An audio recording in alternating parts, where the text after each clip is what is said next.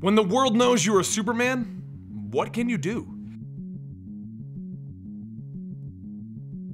Welcome to the Complete Story Series, where I bring you trade paperbacks and single issues, and I break them down into digestible bites to help you understand. Then I read it dramatically back to you. All alterations to the panels, text, and images are to prevent copyright problems, and all art is owned by its respective companies. The story takes place between issues 45 and 47 of Superman. We have videos explaining each of these events, but I'll recap them here quickly. Right now in this timeline, Superman has learned that he has a new power in which he can expel all of his solar power into a massive blast. But shortly after discovering this, a villain known as Hodor Root discovered Superman's identity and blackmailed him. In an attempt to clear his name, Lois reveals to the world that Clark Kent is Superman.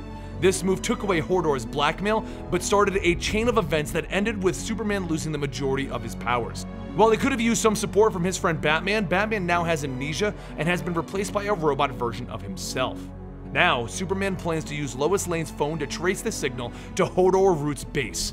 Following it, Superman rides in the back of a plane. Oh, how he misses his ability to fly before getting to Oakland, California. Using a mask that he got during his last adventures, he sneaks past Hodor Root's holographic wall and into Hodor's new base, which didn't work as Hodor approached him as soon as he entered. Superman grabs Hodor by the throat, threatening to squeeze and kill him, but Hodor wants to use this as a teaching opportunity. Software and hardware are separate, and he can move to anyone that he sees fit. He then warps into the receptionist's body, and she walks over to take Hodor's mask off the ground. A mighty warrior then comes running in, and Hodor tells him, "Apocalypse, take him down." He blasts Superman with heat vision, tearing off his clothes and revealing the S. Superman then smiles, telling Hodor, "This secret lab of yours won't be secret anymore." He runs Apocalypse through the wall and into the streets while the kids film it on their phones. Apocalypse gets up and prepares to hit Superman with his heat vision again, but he blocks it, sending it back at Apocalypse. Then, Apocalypse melts. Superman stands up to hundreds of pictures going off, and he looks up at the spot that they came out of the building at, and he sees Hodor missing. So Superman does the next best thing. He heard some of the kids call this guy by name, so he goes to ask him, who is he? They explain that he is Apocalypse, a fighter in the 1001 house. With no other clues, Superman makes his way there, and he discovers that the 1001 house is a fight house with a cover charge, and since they don't want any additional trouble, they turn Superman away. So he buys a bunch of tacos with the last of his money, and he breaks into the chanting of, "Long live the Queen!" The woman calling herself Shahrazad is standing in the middle of the floor. She welcomes the audience to Myth Brawl. Then during her speech, a man named Hamusu runs out and tells everyone that they are horrible, and he'll beat anyone. Next, a woman shows up hitting Hamusu with ice, telling him to shut his mouth, and he replies with a fire attack, and then they begin fighting it out right there. Meanwhile, Shahrazad is watching with her bodyguard. Superman walks down and asks to speak with her, but the bodyguard gets in the way until Superman catches his punch and drops him. He then explains that he just wants to get some answers about Apocalypse. Hearing Superman mention him, Shahrazad wants to know what he knows about Apocalypse. Superman explains that he just fought him. She clarifies that if he didn't call Superman an imbecile or an empty-headed cow, then it wasn't the real guy. But as they are talking about all of this, Superman sees the two myth brawlers about to kill each other. He jumps in, hitting Hamusu across the face, and then follows up with another punch, but Hamusu isn't a pushover and he wants to fight back. Shahrazad's bodyguard complains that Superman is messing up the whole act. Does she want him to get involved? And she smiles. No, let's see how this plays out. Superman beats him down, and then the crowd cheers. "Superman! Superman! Superman!"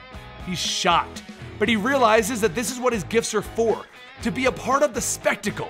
He walks into the back room where everyone is fine, and Shahrazad explains who and what they are.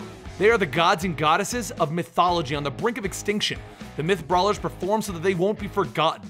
It's literally a matter of existence and oblivion. Then Shahrazad offers Superman $500 per match if he hangs out with them for a little bit. Since he spent the last of his dollars on the tacos earlier and has no job anymore, he reluctantly takes the position. The Man of Steel, the Man of Tomorrow, last son of Krypton, Superman! And it's amazing. Finally, people are cheering for him again. No one is scared of him and they love him. He adds a little filibuster to his speeches and plays the show up. To add to it, the myth brawlers love him. He is in his element again. Every night he takes a beating, and Shahrazad can rewind everyone's stories, healing them. Eventually he goes for a walk with Hamusu, and they go for drinks with Superman still trying to figure out what happened to Apocalypse. But everyone tells him not to worry about Apocalypse. He's a god and he'll be back. Might be in a week, might be in a year, might be in centuries. But as long as people believe in him, he'll return. Superman thinks his disappearance is a part of something bigger. So Superman gets introduced to Apocalypse's old girlfriends, and they explain But Apocalypse went missing when he started to date a girl with metal arms nearby. So Superman decides that he's gonna go check it out. On their way, he runs into Jimmy Olsen, who has been looking for him ever since word hit Metropolis that he was sighted in California. Jimmy is in shock. "Clark, I don't believe anything they're printing about you. I came here to get the real story and put it on my blog." But Superman tells him, "Thanks for trying." But he's done caring about what people think. "But they gotta know the truth about you, Superman." Homusu jumps in trying to help, but he doesn't. He tells the kid to come check out the fight of the century tomorrow. Jimmy is in shock. "You're fighting for money now?" Superman is left thinking, how can he explain to Jimmy that this is his life now? He needs to be away from everyone to protect them, to keep his enemies away from them. He can't explain it to Jimmy though, so he walks away.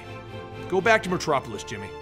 He walks to the tower and he steps inside to find a giant computer screen with his fights on them, and the woman with the metal arms sitting there. She charges at him, but he breaks her arms quickly and he looks at the screens. This is Hodor's doing. He's known that Superman was in the Myth Brawlers for a while, and he wanted him to fight and power back up so that he could use him as an unlimited source of energy. Then he thinks about it. "You are collecting my energy to make a clone of me like you did Apocalypse." The woman snickers. "Please, our plans are much grander than sand clones. They are the unexpected byproduct of the energy purification process." That's when Superman sees a sand clone of himself standing behind her. The clone smacks him into the computers, then using his own freeze breath, he locks Superman in place. The sand clone then begins charging at Superman as he breaks out of the ice, and he begins using his heat vision on Superman. Using the same trick that he used in Apocalypse sand clone, Superman grabs a piece of metal to bounce the beams back. But instead, they bounce off to the side and they hit Jimmy Olsen just as he walks into the room. Superman runs to his side, asking why he was even there, and Condessa explains to him that Jimmy insisted on following. With Jimmy literally dying, he manages to tell Superman, "I was right, you're still the same guy, fighting villains. You're still Superman." Hodor then pops up on the computer screen, replaying Superman's message from when this started, in which he admitted that he was Clark Kent and that if someone intended to hurt his friends, he will hurt them back. "Come at me, Superman! Come harm me back!" Superman panics and he checks for a pulse, something that he's never had to do, and he's only seen doctors on TV do, but he does find one. A faint one. He then puts Jimmy down so that Condessa can get him some help, while Superman prepares to fight the sand clone.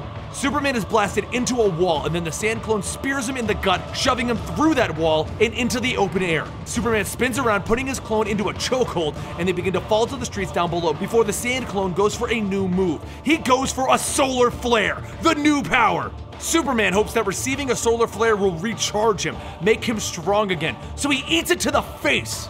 It didn't do that, it only pushed Superman away, and then when he looked back at his sand clone, he saw that it turned into glass, ending the conflict as Superman shattered it.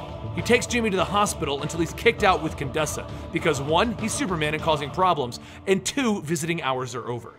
Without many other answers, he goes back to his job at the Myth Brawlers, and he explains that he's preparing for something bigger, and he shouldn't be here. People will get hurt. But Shahrazad tells him that these are gods, they'll be fine. People only see Superman for his strength, but that's not all he is. So she convinces him to stay and he goes out for his latest fight, only to have Hodor rip the ceiling open and step down to fight against Superman. But Superman was ready. He calls out for one of the Myth Brawlers to turn on a shield, blocking RF signals. Superman figured out that Hodor was able to jump from body to body through these signals. With Hodor trapped in the dome with the Myth Brawlers, everyone begins to fight it out. Doesn't take long for Superman to get Hodor by the throat and hold him up. The Myth Brawlers all call out for Superman to end Hodor, for all of those that he's hurt. But Superman continues it, for Perry, for Jimmy. He considers it, he actually considers killing Hodor, but he doesn't. He drops him with a punch and he has Condessa run over. She taps into his brain and downloads the Hodor root program, trapping it into an old device that he can't jump from, essentially imprisoning him. The body of Hodor then reels up and Superman recognizes the voice. "Jimmy," he calls out, and he runs over, tearing the mask off the body. If he had killed Hodor, he would have killed Jimmy. But instead of saying anything, Superman's truest friend tells him, "I was worried about you." Superman can't believe it. Realizing it's time to go back to Metropolis with Jimmy and Condessa, Superman decides to quit the Myth Brawlers, and they hand him a bottle of champagne to remember them by. The Myth Brawlers will continue their show. On the long drive back, Superman and Condessa are talking about how they don't know much about Hodor. Why did he do this, and what is the bigger picture? What is he hoping to gain?